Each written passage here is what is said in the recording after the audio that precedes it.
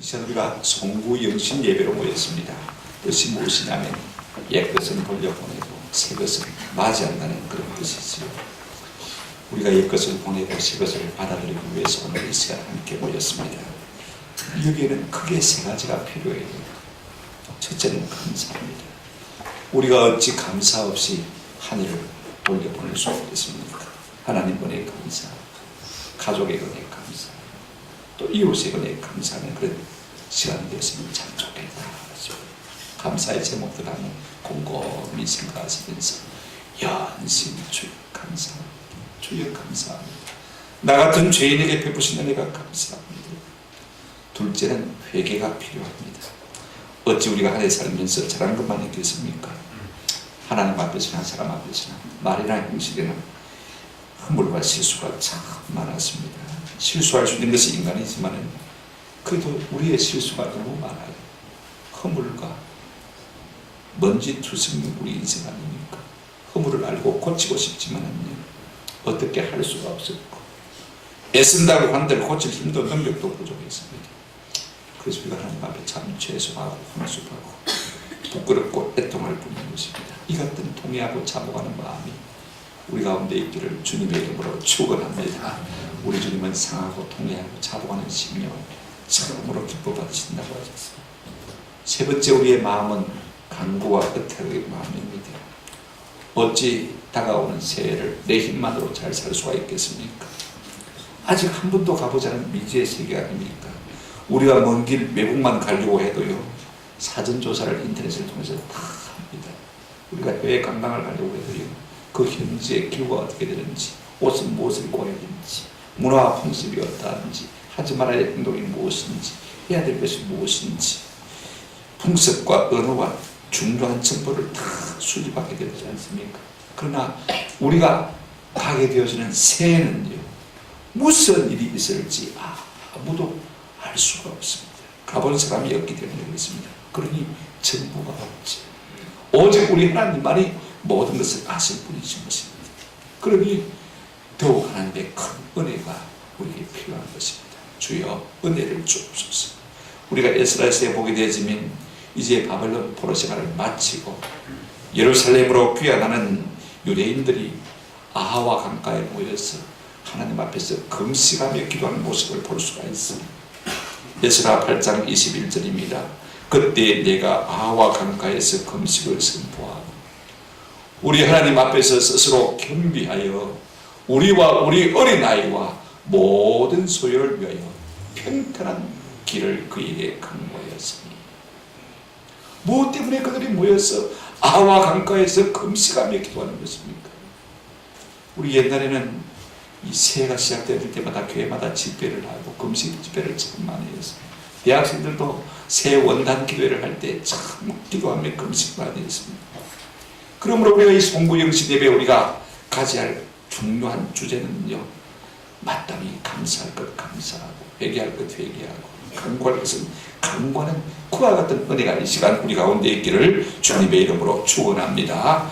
오늘 전 읽은 두 가지 본문의 말씀을 가지고 두 가지 내용, 두 가지 이야기를 곁들여서 말씀을 드리려고 합니다. 하나는 한 해의 수고를 다 마친 우리가 바라는 것에 대해서 좀 생각을 해보고, 또 한 해의 수고를 다 마친 우리에게 주님이 원하시는 것이 무엇인지를 좀 생각하면서 은혜와 도전을 받았으면 참 좋겠습니다. 먼저 우리가 진정으로 원하는 것이 무엇인지를 한번 생각해 볼 필요가 있을 것 같아요.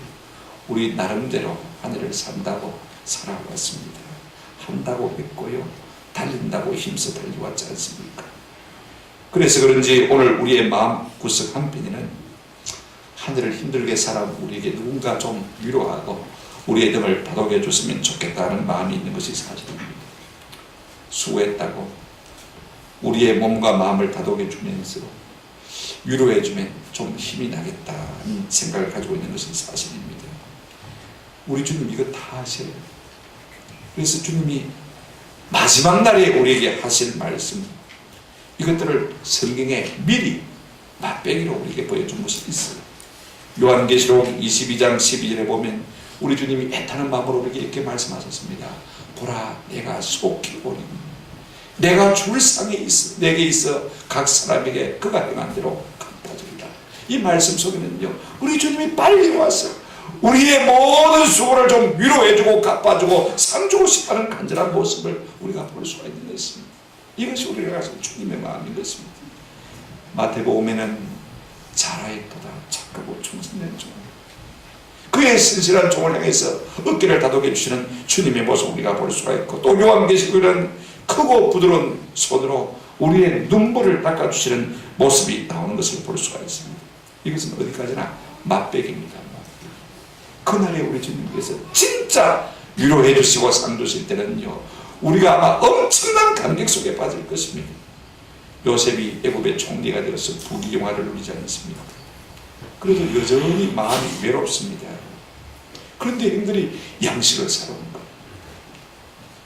자꾸 사실을 해봅니다. 형들의 마음이 어떠한지 자꾸 질문을 하는데, 형들의 마음이 옛날 같지가 않아요. 막내 동생 베냐민을 애워싸면서 얼마나 그를 보호하려고 하고 얼마나 애타는 마음을 가지는지, 이 모습을 본 요셉은요, 막 마음속에 감격이 북받쳐 있지. 그냥 막 부끄러운 줄 모르고 울음보를 터뜨리고 많은 모습을 우리가 창세기를 통해서 볼 수가 있습니다. 얼마나 총리가 크게 울었던지 말입니다. 그 울음소리가 바로의 꿈에까지 들렸더라 그랬습니다. 여러분, 총리가 성공이 아닙니다. 총리가 위로가 아니라는 것입니다. 가족 사랑이야말로, 가족이 주는 것이야말로 참 위로요, 참 승부이라는 것입니다. 세간에 강력한 흥행몰이라고 있는 영화가 있습니다. 부산이 배경이라 더욱 정감이 가는 국제시장이라는 영화입니다. 개봉 보름 만에 500만 관객이 넘었다고 하니까 대박을 친 영화죠. 영화의 줄거리가 이렇습니다. 6.25 전쟁 중에 1사 부대가 있었지 않습니까? 많은 사람들이 피난길에 오릅니다. 흥남에 있는 사람들이 흥남부두에서 빅토리아를 타고 피난길에 오르는 장면부터 시작하는데, 사람들이 작은 배를 타고 와가지고 이제 큰 배를 옮기들 때 거물로 생긴 사다리를 타고 기어 올라가는 모습을 볼 수가 있습니다. 주인공 덕수도요, 막내 동생 막순이를 업고 기어 오릅니다. 동생을 보고 당부를 합니다. 실제상입니다. 장난이 아니에요. 내 어깨를 놓치면 죽어. 꼭 붙더라고요. 그래, 거의 다 엉엉 기어 올라왔는데 그만 막순이가 어깨에서 손을 놓치고 말았습니다. 막 황급하게 손을 붙잡았는데 저고리만 남고는 아이는 쏙 빠져나갔어요. 놓치고 마는 것입니다. 얼른 배에 뛰어 올라가서 아버지 막순이를 놓쳤다고, 내가 가서 찾아오겠다고. 아니, 네가 있어, 내가 갈게. 그러면서 아버지가 이 덕수를 보고 하는 말이, 아버지가 없으면 네가 가자는지 그 길로 가고는 않습니다. 근데 배가 그냥 출발하고 버린 거죠. 그래서 아버지와 막순이가 함께 하지 못합니다. 덕수는 자기 실수 때문에 아버지를 잃어버렸고 막순이를 잃어버린 그 마음의 생각 때문에 평생 미안해했어요. 그리고 부산에 향해 도착해서는 고모가 살고 있는 국제시장에서 뿌리를 내리지 않습니까? 세월이 흘러서 덕수가 가장으로서를 자랑합니다. 60년대입니다. 남동생이 서울대학교에 합격했음에도 불구하고 등록금이 없어요. 동생을 위해서 20대 독일 파독 광부로 자원을 했습니다. 3년 동안 탐방에서 일하면서 죽을 고비를 넘기면서 동생의 학비를 다 드립니다.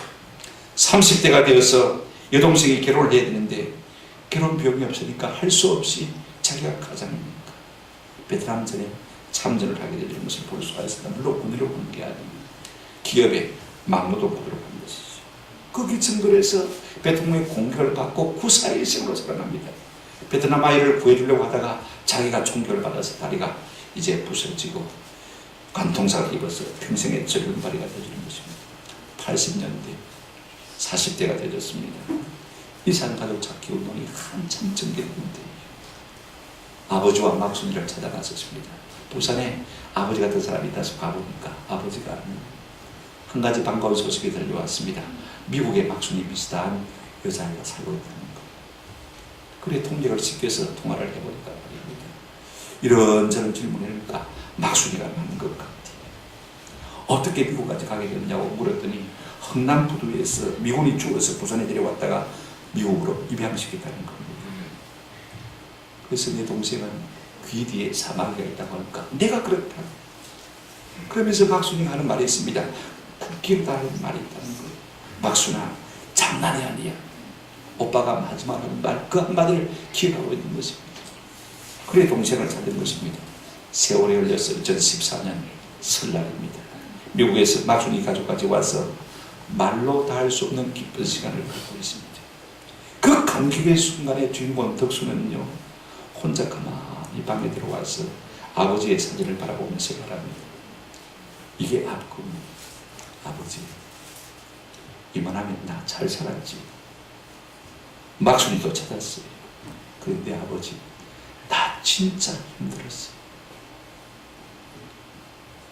이 장면이 참 해양대학에 합격은 했지만 동생 학비는 하고 여동생 시집 보내느라고 월남으로 파독으로 고생했다는 거 아닙니까? 마지막 장면은 부산항이 된다 보이는 옥상에서 부인과 함께 이야기를 나누는 장면입니다. 여보, 내 꿈이 뭐였는지 알아? 몰라. 선자. 꿈 없이 산 것이 아니라는 것입니다. 내 꿈보다도 가족을 위해서 희생이 앞서다는 말인 것입니다. 이제 여러분 영화 한 편을 다 보셨습니다. 그러면 제가 영화를 봤느냐? 아직은 못 봤습니다. 친구 몇 사람에게 전해드렸는데 경상도 친구들은 이야기를 잘 못해요. 억수로 재밌다, 울다 웃다 그 말밖에 못하는데 충청도 목사 친구는 자세하게 설명했는데 이해가 가고 공감이 가요. 이 영화를 만든 윤재균 감독은요, 한국 근현대사를 살아온 아버지들에게 위로와 찬사를 보내기 위해서 이 영화를 만들었다 했습니다. 3월 육진 시대를, 고난의 시대를 희생으로 일어나신 아버지께 보내는 헌사가 맞는 것 같아요. 저도 이 땅의 아버지들에게 엄청난 응원과 박수와 존경을 마음껏 보내고 싶은 것이 사실입니다. 그 아버지들을 끌어안고 마음껏 울고 싶은 마음이 있는 것입니다. 저는 이 올해의 마지막 시간에 하늘을 힘들게 살아온 우리가 하나님 아버지 앞에, 아버지, 나 잘 살았지. 나 잘 살았지. 이만하면 잘 살았지. 진짜 나 힘들었어. 라고 아를 때 우리 하나님께서 그래, 내 사랑하는 아들아, 수고야. 이제 나와 함께 먹고 마시자 라고 하시는 주님의 이 위로의 음성이 들려오기를 주님의 이름으로 축원합니다. 좀 그런 마음이 있으면 참 좋겠다 하시고, 그런데 이것은 우리의 마음이고 진짜로 주님께서 우리에게 바라는 것이 무엇인가? 우리는 주님의 위로를 바랍니다만 주님은 우리에게 원하시는 것이 무엇인가? 하늘을 다 마치고 위로받고 싶은 마음도 있는 것이 사실입니다만 한편으로는요, 우리의 마음속에 이상하게 마음 깊은 곳에서부터 죄송한 마음이 자꾸 솟아오르는 거예요. 사랑하는 사람을 향한 죄송함도 있고, 그냥 누구를 만나도 좀 죄송한 마음이 자꾸 생겨나는 것 같아요. 딱히 누구를 향해서기보다는 자꾸 미안한 마음이 우리 속에서 솟아오르는 것 같아요. 이 모든 것이 하나님 앞에서 갖는 마음이 아닌가. 오늘 본문을 다 설명하려면 내일이 되어버리겠네요. 제가 간단히 요약하겠습니다. 여러분, 오늘 본문에 보면 우리 예수님께서 어떻게 하면 믿음이 자랄 수 있냐는 질문에 대해서 엉뚱한 대답을 좀 하고 계신 것 같아요. 여러분, 10절 말씀, 우리 주님께서 하시는 말씀이 참 중요한 것 같습니다. 한 번도 우리 주님께서는 자기 백성을 향해서 종이라고 하신 말씀이 없지만은요, 진짜 우리 성도들은 종의 마음을 가져야 될 것을 시사해주고 있는 말씀입니다. 10절 말씀 보시면 이와 같이 너희도 명령받은 것을 다 행한 후에 이르기를 우리는 무익한 종이라. 우리가 하여야 할 일을 한 것뿐이라 할지라. 지칠 만큼 수고하고서 주님, 나는 여전히 부족합니다. 죄송합니다. 이 마음을 갖는 것이 참 좋다고 우리에게 말씀하고 있는 것을 볼 수가 있습니다. 내가 하는 일이 무엇이나 부족하다고 하는 마음, 수고하고도 부족하고 죽어도 부족하고 헌신하고도 부족하고 그래서 죄송해지는 이 마음, 이것이야말로 참 하늘을 보내고 하나님 앞에 가져야 될 우리의 참 마음이 아닌가 하는 생각을 하게 되었습니다. 있는 대로 수고하고 희생했으니 그래도 그때 가서는 무익한 종입니다. 값어치가 없는 종입니다. 제가 전에 한번 말씀을 드렸습니다만 2010년 12월 22일입니다. 경북 안동에서 있었던 이야기입니다. 그날 밤에 안동에 있는 금엄당 회장 집에요 4인조 강도가 들어왔습니다. 마침 이 회장 집을 비우고 모녀가 있었는데 이 4인조 복면 강도가 들어와서는 이 모녀를 손말을 묶고 입을 막고 옷을 벗기고 그래놓고는 온 집안을 털기 시작하는 거예요. 금은방 주인이니까 얼마나 그물이 많겠습니까? 그때 마침 이 남편이 들어와서 기가 막힌 현실이 눈앞에 벌어진 것입니다. 이 한순간에 이제는 끝났다 생각이 들더랍니다.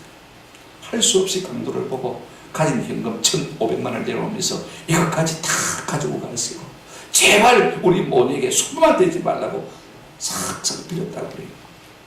그래도 강도들은 1,500만 원 자루에 쑤시 넣고는 말입니다. 계속 훔쳐갈 것들을 챙겼습니다. 그러다가 감사배 하나를 보고는 움찔하더라는 것입니다. 그 감사배는 성자원 원장 정창근 장로의 이름으로 주어진 것입니다. 강도가 물었어요. 야, 너 어떻게 정창근 장로 알아? 예, 그분이 하는 분 좀부터 왔습니다. 그들이 강도들이 서로 수군거리더니 야, 이 사람 건들지 마. 그리고는 다시 1,500만 원을 내어놓고 자루 속에 넣었던 물건들을 다 꺼내놓고 이 돈으로 장로님 도와드려. 내가 확인할 거야. 그리고는 사람이고 물건이고 손은 안 대고는 그냥 다 돌아갔다는 것입니다. 여러분 정창문이라는 분이 누구냐? 여러분들이 인터넷에 검색해 보시면 나오실 거예요. 안동의 슈바이트라고 부르는 분입니다. 정창근 이비인후과 원장입니다. 이분이 경북대를 나왔는데 지금 올해 82살이에요. 지금까지 41년 이상을 갖다가 이 한센시방 나병을 가진 나환자들을 또 그들이 모여 사는 성전에 가서 매주 금요일이면 치료를 해준 것입니다. 물론 원장이기도 하고 나환자들이 밖으로 나와서 이 이비인후과에 가서 치료를 받기를 꺼려하거든요. 그러니까 본인이 이 금요일마다 들어가서 그분들을 고쳐준 겁니다. 한 번은 이 나환자들이요 안동역에 나와서 대정부 데모를 했다고 그래요. 아무도 말릴 수가 없습니다. 나환자들이니까. 그때 이 정창근 장관님이 그들 앞에 가서 여러분 이랬으면 안 됩니다. 제가 정부에 알아보겠습니다. 그래서 데모를 말려서 이분들이 다 집으로 돌아가는 것입니다.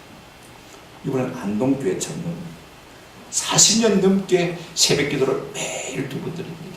나환자들과 함께 새벽 4시에 일어나서 나환자원에서 새벽기도를 하고 또 안동교회 장로님이니까 본교에 들어와서 5시에 새벽기도를 하고 매일 150명 내지 170명의 환자를 보는 분이요. 이렇게 하기가 쉽지 않은 것입니다. 그러니까 안동시의 사람들은 이 정창근 장로를 보고 천사처럼 생각합니다. 이분이 은퇴하면서 모은 재산 22억을 가지고 안동식용재단이라는 이 재단을 설립을 했습니다. 그래도 10억이 모자라니까 이 나환자들이 말입니다. 한센시병을 가진 사람들이 그 금쪽 같은 돈을 10억을 모아가지고 그 돈을 갖다 주면서 이 일을 계속하는 거예요. 그렇게 싶었던 겁니다. 이런 분이 정창근 장로입니다. 그런데 제가 하고 싶은 이야기는요. 이분이 나이가 들어서 성장 원장 은퇴, 그 다음에 명예 원장 초대식에 그가 이런 인사말을 했습니다. 저는 이 말에 완전히 녹아들었죠. 제가 은퇴할 때 이 말을 할 수 있을까? 곰씹어볼 때가 참 많습니다. 이렇게 말하고 있습니다. 안동 성자원과 33년 인연을 마치면서 여러분 그저 그렇게 미안해요. 죄송해요. 그리고 참으로 너무나 고맙습니다. 술에다 인삼을 담아두면 술이 인삼이 되고 인삼이 술이 되겠지요. 그러나 나는 여러분과 33년을 같이 있어도 한신인이 못되고 건강하게 나가게 되어 참으로 미안합니다. 다민씨 못 보기도 미안해요. 그는 결국 한센병에 걸려서 그들과 함께 했죠. 손양원 목사님 보기도 참 미안해요. 예양원에서 한센일의 고름을 받았다고 하는데 나는 아직까지 여러분의 고름을 한 번도 바라본 적이 없으니까 미안해요. 앞으로도 고름을 바라볼 수 있도록 노력을 해보겠습니다. 내가 너무 미안합니다. 젊어서 소록도에 들어와 백발이 되도록 봉사하고 편지 한 장만 남기고 떠난 마리안느 수녀나 마가렛 수녀 보기도 부끄럽습니다. 여러분이 그런데 자꾸 섭섭해하고 선물을 주니까 이런 것이 저는 너무 미안하고 죄송합니다. 내가 여기 33년을 있어도 여러분에게 해준 것이 별로 없습니다. 그런 뜻에서 내가 여러분 앞에 자꾸 나타나가지고 명예원장이니 수고했느니 이런 말을 들을 필요도 없고 들을 이유가 아무것도 없습니다. 그저 미안하고 죄송한 것밖에 없습니다. 33년을 그렇게 그분들을 위해 섬겨놓고도 인사만 하라고 하니까 그저 미안하고 죄송한 것밖에 없습니다.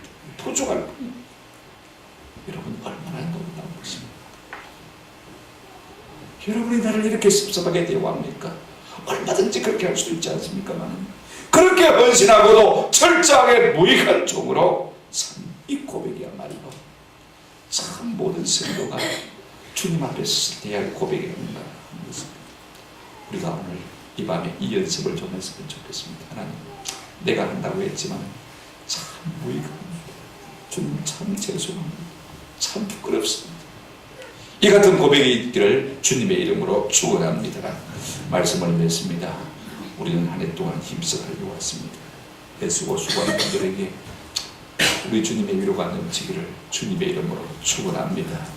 또 동시에 주님 한다고 했지만 참으로 죄송합니다. 많이 부족합니다. 연약합니다. 무익합니다. 우리 주님 앞에 그런 고백이 올려졌습니다. 올해의 마지막 시간 우리의 일, 가족, 건강, 믿음은 어떻습니까? 괜찮습니까? 이런요 고무공과 같다. 나도 다시 뛰어올라서 다시 일할 수 있는 기회가 주어졌습니다. 그러나 중요한 건 있습니다. 가족과 건강과 교회와 믿음은요 유리장과 같은 것입니다. 놓는 순간에 깨어져 버리는 것입니다. 다시 좋을 수가 없는 것입니다. 중요한 것은 우리의 믿음입니다. 여러분 우리가 하는 일은요 누구든지 85%는 할 수가 있어요. 15%는 조금만 노력하면 우리가 하는 일을 할 수 있습니다. 그러나 1% 남이 할 수 없는 것이 있습니다. 대신해 줄 수 없는 것이 있어요. 무엇입니까? 가정, 건강, 믿음. 이건 아무도 누가 내 일을 대신해 줄 수가 없는 것입니다. 저는 부탁을 드립니다. 여러분 우리의 가정, 우리의 건강, 우리의 믿음 참 중요한 것입니다. 놓쳐버리면 깨지는 유리장과 같은 것입니다. 우리가 얼마나 많은 일을 했냐가 중요한 것들이 평가합니다. 진정 중요한 일을 우리가 했느냐 하는 것이 참 중요한 것입니다. 참 믿음의 행위로 우리가 하나님 앞에 살아가는가 한번 우리 자신을 돌아보고 하나님 한다고 했지만 참 무익한 종입니다. 이 같은 고백이 있기를 주님의 이름으로 축원합니다.